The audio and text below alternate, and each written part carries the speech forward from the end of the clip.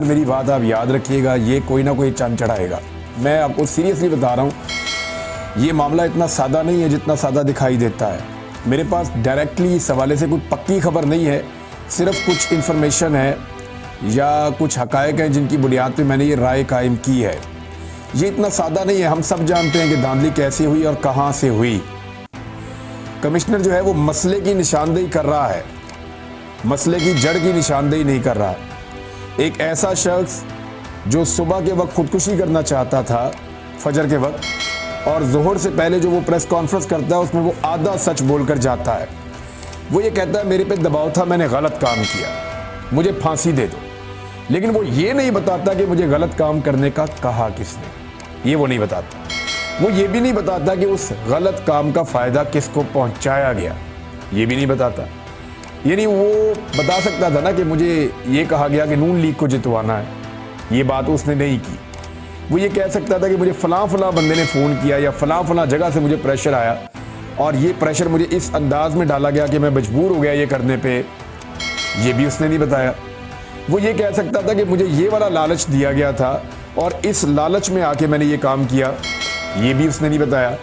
अब देखें, ये तो मुमकिन नहीं है कि एक आदमी अचानक अपने से ही फैसला कर ले कि मैंने एक सियासी जमात को हराना है और दूसरी सियासी जमात को जिताना है, और अपने तौर पे बाद में आके वो कह दे जनाब मैं कसूरवार हूँ, मुझे फांसी दे दें, मेरा ज़मीर गवारा नहीं कर रहा और मैं सुबह खुदकुशी करने वाला था। अब जिस दबाव का वो जिक्र करते हैं वो उस दबाव को एक्सप्लेन नहीं करते। जिन चीज़ों के बारे में वो बात करते हैं उनकी डिटेल में नहीं जाते। यानी वो बातें करके जज्बाती बयानात देकर तो निकल गए, लेकिन कुछ हकायक हैं वो आपके साथ शेयर करते हैं। ये अभी गर्दिश कर रहे हैं हकायक मार्केट में, मैं आपके साथ शेयर कर देता हूं ताकि कुछ चीज़ें तो थोड़ी बहुत क्लियर हों इससे। मैंने दिन को एक खदशे का इजहार किया था, वो ये था कि बहुत मुमकिन है कि ये पाकिस्तान के अंदर जो इंतखाबात हुए हैं उनको कलअदम करने की एक साजिश हो और कोशिश की जाए कि कुछ भी करके इंतखाबात जो पाकिस्तान में हुए उन्हें कलअदम करार दे दिया जाए। क्योंकि देखें, जो मतलूबा नताइज है ना वो हासिल ही नहीं हो सके। पहले दिन तो 8 फरवरी को किसी को तवक्को ही नहीं थी कि इतने बड़े पैमाने पर निकल कर लोग इमरान खान की आवाज़ के ऊपर, उसकी गैर मौजूदगी में, उसकी पार्टी के निशान के बगैर वो मुख्तलिफ निशान ढूंढ कर ठप्पे मारेंगे और इतने ठप्पे मारेंगे कि तबाही फेर देंगे। किसी को आइडिया नहीं था, वो हो गया। अब जितनी देर में किसी को समझ आई, मोबाइल फ़ोन बंद थे, हर चीज़ बंद थी, इन्फॉर्मेशन ग्राउंड से भी कम आ रही थी, जितनी देर में समझ आई बात बहुत आगे निकल गई थी। शाम होते होते पब्लिक ने इतने वोट डाल दिए थे कि अब गिनती होना बाकी रह गई थी। फिर गिनती को रोका गया, नताइज को रोका गया, नताइज को तब्दील किया गया, लेकिन नताइज इतने भयानक और इतने खौफनाक थे कि वो वन साइडेड थे। यानी 80% तक एक पॉलिटिकल पार्टी पाकिस्तान में जीत रही थी। अब उस पॉलिटिकल पार्टी को कंट्रोल कैसे किया जाए जो इतनी बड़ी कामयाबी हासिल कर रही है, 2/3 से भी ज़्यादा अक्सरियत में जा रही है, तो उसे काबू करने का तरीका सिर्फ एक ही रह गया था कि सीटें बदली जाएं, यानी फॉर्म 47 के अंदर धांधली की जाए। धांधली करके भी कंट्रोल नहीं हुआ और जो मतलूबा नताइज हासिल करने थे वो फिर भी हासिल नहीं हो पाए। अब जब नताइज हासिल नहीं हुए तो उस इलेक्शन का क्या फ़ायदा जिससे नतीजा ही वो नहीं निकला जिसका फ़ायदा हो। यानी एक्चुअली तो इमरान खान को इक़्तिदार में आने से रोकना है और अभी भी वो सबसे बड़ी पॉलिटिकल पार्टी है, और नवाज शरीफ को इक़्तिदार में आना है और वो अभी भी सादा अक्सरियत नहीं ले पाए और उनके पास बैसाखियाँ हैं और नवाज शरीफ साहब खुद भी अब इक़्तिदार में नहीं आना चाहते। वैसे उनको क्या मैसेज पहुंच गया है वो मैं आपको बता देता हूं, लेकिन आप अगर इन तफसीलात को देख लेंगे कि लियाकत अली चट्टा साहब एक्चुअली कौन है, इनके कहाँ ताल्लुकात हैं और बैकग्राउंड क्या है, एफिलिएशन किस पॉलिटिकल पार्टी से है, तो आपको चीज़ें काफ़ी हद तक समझ आ जाएंगी। पूरा नाम इनका लियाकत अली वल्द गुलाम हैदर, और ये चट्टा कौम से हैं और ये रहने वाले सुइयाँवाला के हैं और हाफजाबाद इनका ज़िला। गाँव में इनकी 24 एकड़ ज़रई ज़मीन है और इनके मकान जो है वालिद और चचा की मुश्तरका मलकियत है। 2 इनके बेटे हैं, एक अमार लियाकत और दूसरा नौमीर लियाकत। 3 भाई हैं और 4 बहनें हैं। और इनकी जो सियासी वाबस्तगी बताई जाती है वो पूरे ख़ानदान की PMLN के साथ बताई जाती है कि नून लीग के साथ इस ख़ानदान की सियासी वाबस्तगी है।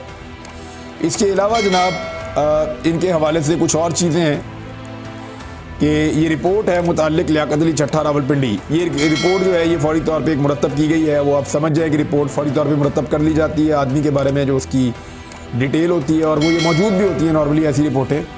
लियाकत अली चट्ठा वल्द गुलाम हैदर कौम चट्ठा सकना सुइयाँ वाला इलाका थाना वनेकी तारड़ और तहसील व ज़िला हाफजाबाद कमिश्नर रावलपिंडी एक ज़मींदार घराने से ताल्लुक़ रखता है जो कि दौरान सर्विस मुख्तलिफ कलीदी पोस्टों पर तैनात रहा है और शहबाज शरीफ के वजारत आला 2013 से लेकर 2018 के दौरान CM सेक्रेटेरिएट में भी इंतहाई अहम जिम्मेदारी सर अंजाम देता रहा है। दौरान तैनाती लियाकत अली चट्ठा शरीफ फैमिली का ख़ास आदमी बन गया। ख़ुसूसन हमजा शहबाज का दस्ते रास गर्दाना जाता था। बाद अज़ा डिप्टी कमिश्नर फैसलाबाद भी तैनात रहा, जिसके बारे में आम फहम बात थी कि लियाकत चट्ठा हमजा शहबाज के ज़ेरे साया पोस्टिंग लेता है। साल 2013 के इलेक्शन में हमजा शहबाज लियाकत चट्ठा के घर सुइयाँ वाला भी आया था। लियाकत अली चट्ठा अपने ज़ेरे असर ख़ानदानों से PMLN के लिए वोट भी मांगता रहा है। लियाकत अली चट्ठा के बहनोई और चचाजाद भाई बशारत अली चट्ठा साइयावाला का चेयरमैन यूनियन काउंसिल भी रहा है। दूसरे उन्होंने ताल्लुकात बताया कि इनके PMLN के साथ कहाँ कहाँ ताल्लुकात हैं। इनका एक बहनोई जो है वो पुलिस इंस्पेक्टर भी है ज़िला लाहौर के अंदर। फिर उन्होंने बताया कि ये ज़्यादातर अपना टाइम गुजारते हैं लाहौर रहमान गार्डन वाली रिहाइश गाह में। रहमान गार्डन वालों की बेटी जो है उनकी बहू भी हैं। और इसके अलावा ये बता रहे हैं कि इनका कोई बड़ा करप्शन का माली बेज़ाब्तगी का कोई ऐसा स्कैंडल जो है वो अभी तक मालूम नहीं हुआ। ये ज़हनी और जिस्मानी तौर पे एक मजबूत आदमी है। ये तो है जी लियाकत अली चट्ठा का तारुफ। अब PMLN के साथ वाबस्तगी और अचानक से कह देना कि जी 13 सीटें और बताना भी नहीं कि फ़ायदा किसको दिया। फ़ायदा किसको दिया ज़रा वो भी आप देख लीजिए, क्योंकि वो ये कह रहा है कि अभी भी ठप्पे लगाए जा रहे हैं। वो ये कह रहा है कि इस वक्त तक जो है वो सूरत हाल ये है कि ठप्पे लगाए जा रहे हैं और कोशिश की जा रही है कि जो फॉर्म 47 के ऊपर नतीजा दिया गया है फॉर्म 45 को उसके मुताबिक बनाया जाए। ख्वाजा आसिफ के हल्के के मेरी इत्तला के मुताबिक ठप्पे तकरीबन मुकम्मल कर लिए गए हैं। कुछ और हल्कों में भी ठप्पे लगाए जा रहे हैं। लेकिन मैं आपको एक चीज़ बताऊं कि एक एक जो वोट है उसके ऊपर कई जो है वो यानी कई वोट जो है उनके ऊपर एक अंगूठा आपको मिलेगा आने वाले दिनों में। जब इन हल्कों को थॉरोली चेक किया जाएगा, इन सबको इस बात का ज़ोम है कि इतने सारे हल्के खुल गए हैं तो ये धांधली जो है ये पकड़ी नहीं जा सकती। लेकिन जिस हल्के का फॉरेंसिक ऑडिट होगा, फॉरेंसिक ऑडिट आपको याद है ये 2014 की बात है जब इमरान खान साहब के धरने के बाद ये हुआ था। तो जिस हल्के का फॉरेंसिक ऑडिट होगा वहाँ पे अंगूठों के निशान, स्याही का निशान, बाकी बहुत सारी चीज़ें, टेम्परिंग, ये पकड़ी जाएगी। और जब ये पकड़ी जाएगी तो धांधली पकड़ी जाएगी। तो इससे बच नहीं सकते ये जितना मर्जी भाग लें। अब रावलपिंडी की 13 नशिस्तों में से 11 नून लीग के पास हैं, एक जो है पीपल्स पार्टी को दी गई है और एक जो है वो आज़ाद उम्मीदवार को कामयाबी दिलाई गई है। पाकिस्तान तहरीक इंसाफ को बुरी तरह शिकस्त दी गई है। हालांकि ये 13 की 13 सीटें पाकिस्तान तहरीक इंसाफ जीत गई थी। ये मैं आपको क्लियरली बता रहा हूँ कि NA56 से NA65 तक एक भी हल्के पर पाकिस्तान तहरीक इंसाफ को शिकस्त नहीं हुई। ये अब तस्लीम किया कमिश्नर ने कि उसने शिकस्त दिलवाई है। तमाम आरोज वो कहता है कि रोते रहे, हमें कहते रहे मुझे, लेकिन मैं उन पर दबाव डालता रहा हूँ। अब कमिश्नर तो आरोज पे दबाव डाल रहा था। आरओ को वो तो बता सकता है, आरओ के कमिश्नर ने मेरे पे दबाव डाला। कमिश्नर किस दबाव में था उसने अभी तक ये बात नहीं बताई, लेकिन मुझे लगता है कि ये कमिश्नर कोई चंद चढ़ाएगा। उसकी वजह पता क्या है? उसकी वजह यह है कि ये आधा सच बोल रहा है और उतना बोल रहा है जितना इस वक्त ज़रूरी है इलेक्शन को कालदम करार दिलाने के लिए या इस इलेक्शन को मुतनाज़े करने के लिए। इलेक्शन तो मुतनाज़े है, लेकिन इस सारे मामले में सिर्फ फॉर्म 45 उठाए जाएं और इंसाफ कर दिया जाए तो मैक्सिमम लोगों को उनकी सीटें वापस मिल जाएंगी। यानी ज़्यादा नहीं तो 70% धांधली कंट्रोल हो सकती है अगर फॉर्म 45 के मुताबिक फॉर्म 47 का फैसला दे दिया जाए, नताइज मुरतब कर दिए जाए, तो लोगों को उनका नतीजा वो वाला मिल जाएगा जिसमें इंसाफ होगा। तो यहाँ चीज़ें ठीक हो सकती हैं। अब ये बंदा, इसको शक की नज़र से सारे देख रहे हैं। कभी वो ये देखते हैं कि वाकई इसका ज़मीर जाग गया है। कुछ इत्तलात ये हैं कि कुछ और ऐसे ब्यूरोक्रेट हैं जिन्होंने अपनी वीडियो रिकॉर्ड करवा दी है और वो मुनासिब वक्त का इंतज़ार कर रहे हैं। उन्हें पता है कि उनकी जो वीडियो है वो वैसे तो चलनी नहीं है, यानी टीवी चैनल चलाएंगे नहीं, वो प्रेस कॉन्फ्रेंस करने जाएंगे फिर पकड़े जाएंगे, उनकी बात ही नहीं सुनी जाएगी।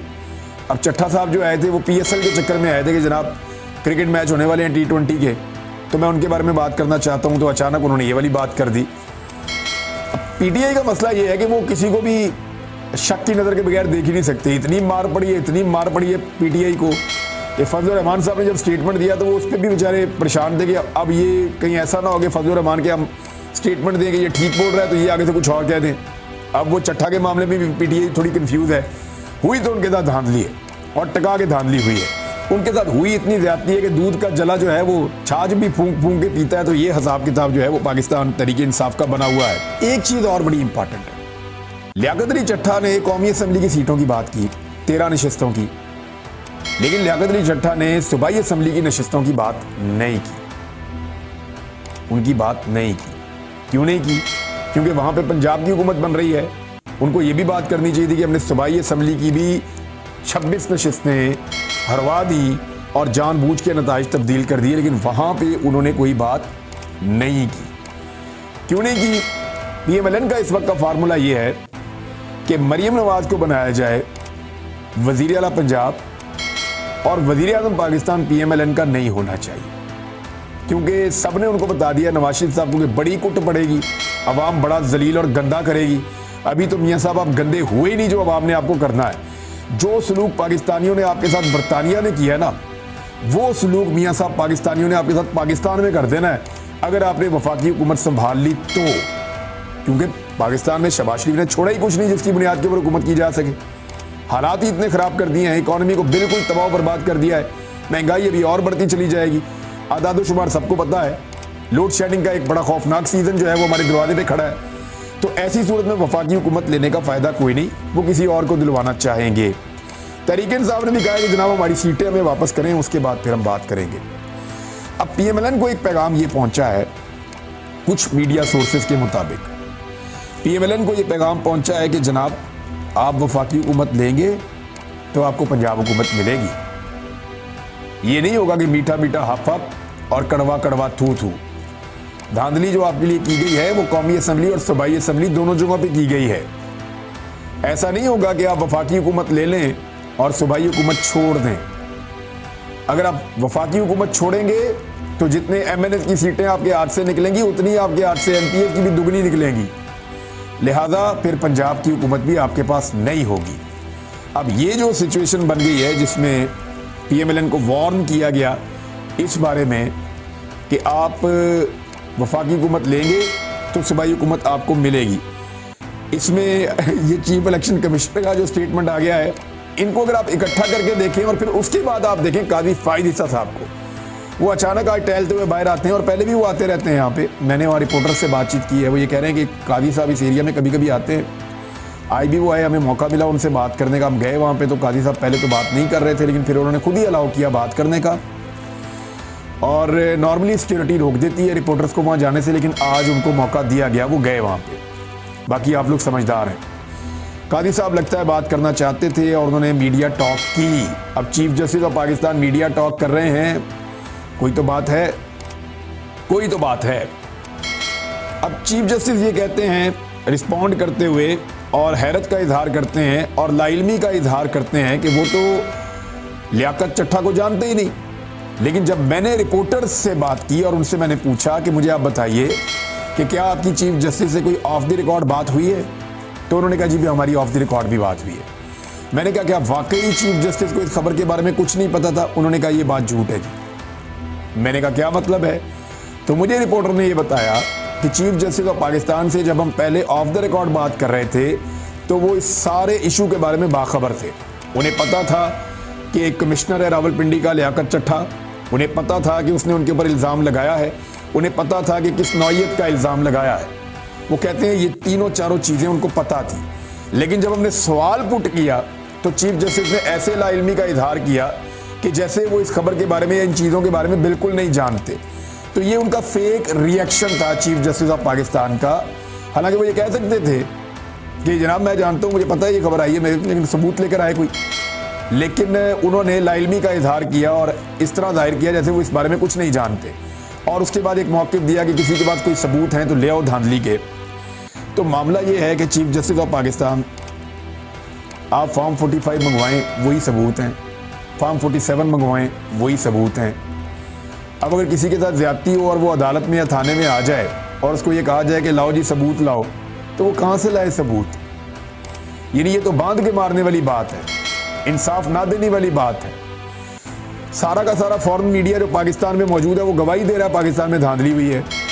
पाकिस्तान की आवाम गवाही दे रही है पाकिस्तान में धांधली हुई है। पाकिस्तान के 90% लोग इस बात को मानते हैं, इससे ज़्यादा कि पाकिस्तान में टका के धांधली हुई है। पाकिस्तान की आधी से ज़्यादा सियासी जमातें कह रही हैं कि पाकिस्तान के अंदर धांधली हुई है। पाकिस्तान में वकला की तंजीमें कह रही हैं, मीडिया पाकिस्तान का चिल्ला चिल्ला कर कह रहा है कि पाकिस्तान में धांधली हुई है। पाकिस्तान के अंदर जो बहुत सारे ऑफिसर हैं वो अब कहना शुरू हो गए हैं कि पाकिस्तान के अंदर धांधली हुई है, लेकिन आपको सबूत चाहिए। यानी कैसे सबूत दें आपको? आप सीसीटीवी फुटेजेस मंगा के फिर देखना शुरू कर दें बैठ के। यानी ये तो काजी साहब ने एक ऐसा अजीबोगरीब नुक्ता उठा दिया कि धांधली का सबूत दिया जाए। कहाँ से लेकर आए? फॉर्म 45 मौजूद है ना, वो उठाएं, उनको पढ़ें, उनको देखें, उनके ऊपर दस्तखत मौजूद हैं। इन्हीं फॉर्म 45 के मुताबिक फॉर्म 47 का फैसला करें और उसके मुताबिक उसको तरतीब दें। पाकिस्तान में इंसाफ हो जाएगा, धांधली के सारे सबूत आपके सामने आ जाएंगे। सिस्टमैटिक धांधली हुई है, नताइज आते आते रुके हैं और 1 घंटा 2 घंटा 4 घंटा नहीं रुके, वो 6-7 घंटे रुके हैं और उसके बाद जब दोबारा आए हैं तो मुकम्मल तौर पे बदल दिए गए थे। ये तो एकदम जादू हो गया, बिल्कुल जादू हो गया एकदम, और तमाम नताइज बदल गए। तो चीफ जस्टिस ऑफ पाकिस्तान को इस सीट के ऊपर बैठ कर भी ये कुछ नज़र नहीं आ रहा, तो ये तो फिर पाकिस्तान की बदकिस्मती है। नाज़रीन, मैंने आपको एक बड़े सरप्राइज़ का जिक्र किया था, पाकिस्तान तहरीक इंसाफ देने जा रही है, तो बिल्कुल आप उसके लिए रेडी रहें। बड़ा सरप्राइज़ पाकिस्तान तहरीक इंसाफ देगी और जो तहरीक इंसाफ के वर्कर हैं, सपोर्टर्स हैं, जिन्होंने वोट दिया इमरान खान की आवाज़ के ऊपर, उनको बड़ा मज़ा आने वाला है उस सरप्राइज़ के बाद। आप बड़ा इंजॉय करेंगे उस सरप्राइज़ को। आने वाले दिनों में पाकिस्तान तहरीक इंसाफ वो सरप्राइज़ देगी। एक और भी जो है वो शक का इजहार किया जा रहा है। गालिबन ये भी हो सकता है कि इस कमिश्नर से कोई वादा किया गया हो धांधली के बदले में और इसने दबा के धांधली करवाई हो और फिर वो वादा पूरा नहीं हुआ, ये भी हो सकता है। लेकिन एक इम्कान ये है कि वाकई में इस शख्स का ज़मीर जाग गया हो। तो अगर इसका ज़मीर वाकई जाग गया ना, तो ये बड़ी तशवीश की बात है, बहुत तशवीश की बात है, क्योंकि ये ज़मीर अगर जागना शुरू हो गया ना, तो बहुत सारे लोग तत्ते तवे पे बैठ जाएंगे। अब तक के लिए इतना ही। अपना ख्याल रखिएगा, अपने इस चैनल का भी। अल्लाह।